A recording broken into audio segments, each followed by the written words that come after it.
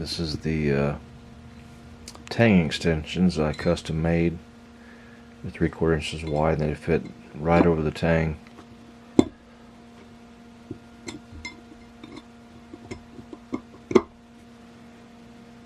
And they're going to get arc welded, so,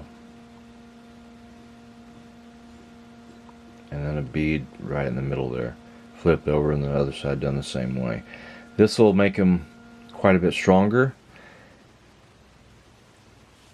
And yeah, so I just want to show you guys when I get these all welded. I'm having my brother do it for me.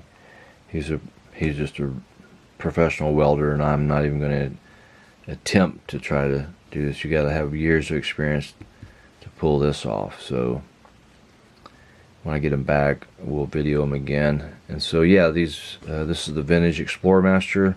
This is the IMAX.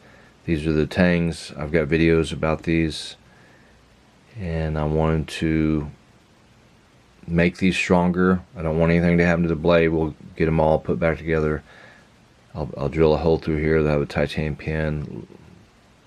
We'll encapsulate all that Tang with 5,000 psi epoxy and get these rebuilt and squared away, and they'll be a hell of a lot stronger.